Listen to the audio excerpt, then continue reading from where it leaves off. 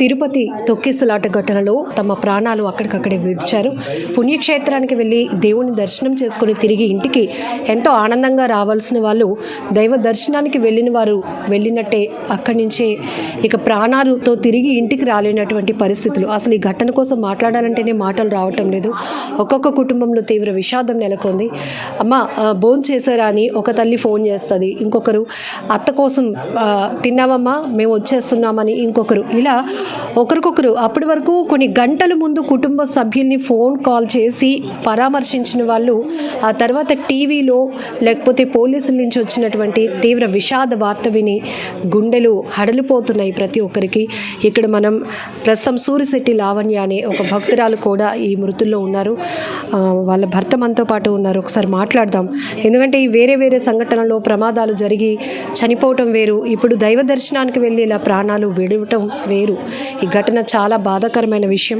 మిమ్మల్ని ఇబ్బంది పడుతున్నామని అనుకోకండి, కానీ ఎప్పుడు వెళ్ళారు మీ వైఫ్?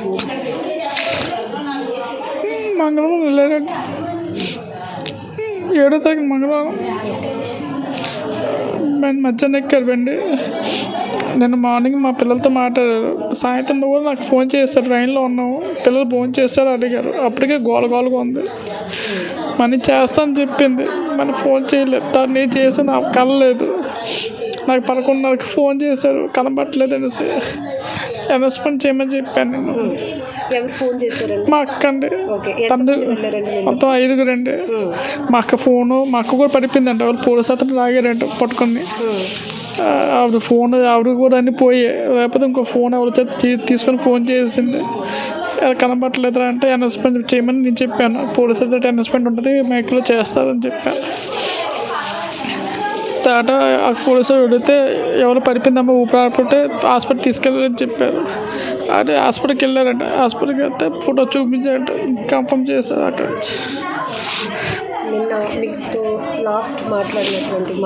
పిల్లలు ఫోన్ చేస్తాను అడిగిందంటే అదే లాస్ట్. వచ్చేస్తాను అని ట్రైన్లో ఉన్నాను చెప్పిందండి. అక్కడున్న సిచ్యువేషన్ మీకు వివరించారా? చాలా క్రౌడ్ ఉందని చెప్పిందండి. ఛానల్ తోసేస్తున్నారు కూడా చెప్పింది. తన ఫోన్ మాట్లాడుతుంది, నాకు వినపట్లేదు ఫోన్ అంటే కట్ అయిపోయింది. దాంట్లో చేసాం రావలేదు, ఫోన్ కలలేదు. కానీ ఆమె ఇంటెన్షన్ ఇంటి దగ్గర మీరు పిల్లలు తిన్నారా లేదా అంటే అంత క్రౌడ్లో కూడా ఆమె ఆలోచనతో కాల్ చేశారు. పాపకి వెళ్ళటం బాగోదండి. 8 తినేస్తే ట్యాబ్లెట్ ఇవ్వాలన్నమాట. అందుకే దానికోసం ఇప్పుడు చేస్తుంది. ఇప్పుడు మేము అలా పెట్టుకుంటాం. అసలు ఆవిడ అలా అలా ఉంటుంది. పిల్లలు ఏం చేస్తుంటారు? పెద్ద పాప 9th అండి, చిన్న పాప 5th క్లాస్. పిల్లలు చెప్పలేదండి, ఏం చెప్పారు అర్థం కావట్లేదు. అక్కలండి ఇంకో అక్కలండి పాప పిల్లలు పంపించారు అక్కడ. చనిపోయిన వాళ్ళైతే మేము మీకు తీసుకురాలేము, కానీ ప్రభుత్వం ఏదో కాస్త నష్టపరిహారాన్ని ప్రకటించింది. ఆ విషయం తెచ్చుకుంటామండి.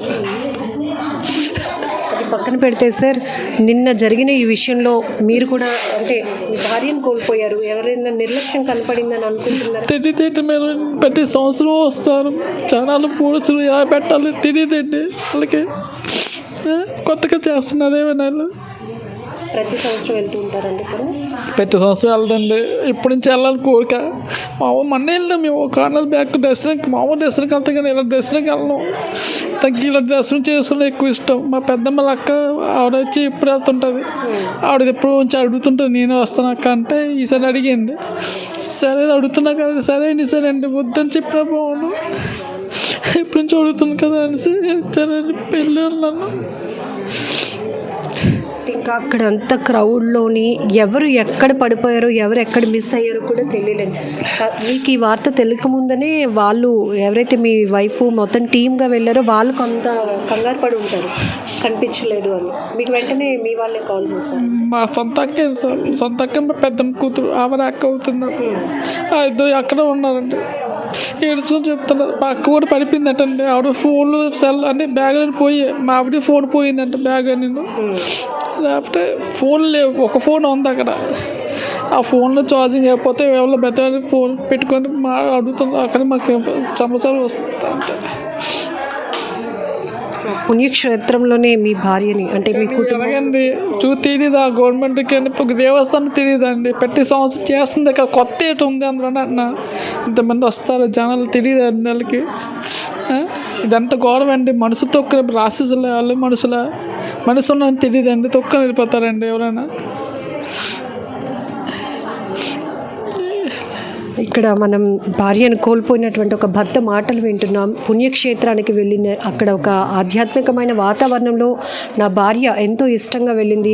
ఒక ప్రత్యేకమైన రోజు వైకుంఠ ద్వార దర్శనంకి వెళ్ళాలి అని తనకు చాలా ఇష్టం కాబట్టి వాళ్ళ ఫ్యామిలీ మెంబర్స్తోనే వెళ్ళింది. సొంత అక్క అలాగే ఇంకా బంధువులతో కూడా వెళ్ళినటువంటి తను నిన్న కాల్ చేసి తన కూతురు ఒకరికి ఆరోగ్యం బాగోదు కాబట్టి భోజనం చేసిందా అని పిల్లలు ఇద్దరికి కాల్ చేసి మాట్లాడి అన్నం తిన్నారా అని ఆ తల్లి మాట్లాడినటువంటి చివరి మాటలే ఆ పిల్లలకి ఇప్పటి వరకు తల్లి కోసం తెలిసినటువంటి విషయం.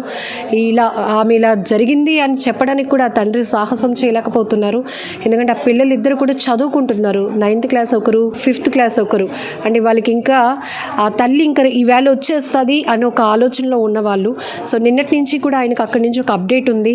పూర్తిగా అక్క వాళ్ళతో కానీ తన వైఫ్ కూడా మాట్లాడినప్పుడు చాలా క్రౌడ్ ఉంది, చాలా ఎక్కువగా ఇక్కడ జనాలు ఉన్నారు, అనవసరంగా వచ్చామేమో కానీ ఇంత టైం వెయిట్ చేసాం, ప్రయాసపడ్డాం కాబట్టి మరి కాసేపట్లో ఆ వైకుంఠ ద్వారా టికెట్లు మనకు వస్తాయి, వెంటనే ఇంటికి తిరిగి వచ్చేద్దాము అనుకున్న క్రమంలోనే ఒక్కసారిగా జరిగినటువంటి తొక్కిసలాట. అయితే ఈ ఘటనపై మాత్రం పూర్తి స్థాయి విచారణ లోతుగా జరగాల్సిన అవసరం ఉంది. ఇప్పటికే భక్తులు కూడా తీవ్రంగా మండిపడుతున్నారు.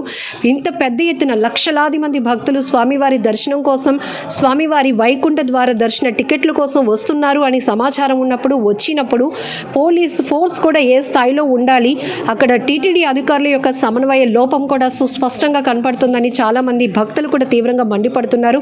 దీనిపైన ఏదో కంటి తుడుపు చర్యలుగా మృతుల కుటుంబాలకు నష్టపరిహారం ఇచ్చేసాము అన్నట్టు కాకుండా ప్రతిరోజు వేలాది మంది భక్తులు స్వామివారి దర్శనానికి వస్తుంటారు. ఆధ్యాత్మిక పుణ్యక్షేత్రం అనేటప్పటికీ తిరుపతి ఒక సెంటిమెంట్ ప్రతి ఒక్కరికి. వివిధ రాష్ట్రాల నుంచి, దేశాల నుంచి, విదేశాల నుంచి కూడా వస్తూ ఉంటారు కాబట్టి ఇది ఒక బ్లాక్ డేగా పరిగణిస్తున్నారు కొంతమంది అయితే సీనియర్ నాయకులు కూడా. ఎందుకంటే ఇప్పటి వరకు ఒక పుణ్యక్షేత్రంలో తిరుపతి చరిత్రలోనే ఇలాంటి బాధాకరమైన ఘటన ఎప్పుడు జరగలేదు.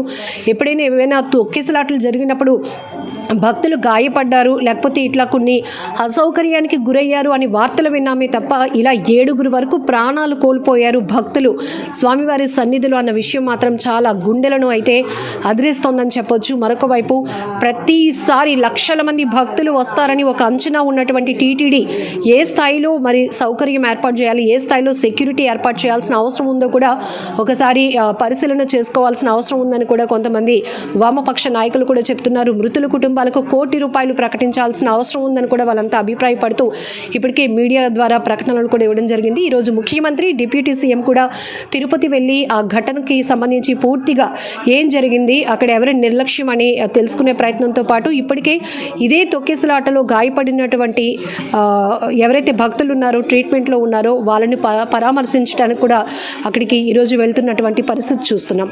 కెమెరా పర్సన్ శేఖర్తో లక్ష్మి, మనం టీవీ, వైజాగ్.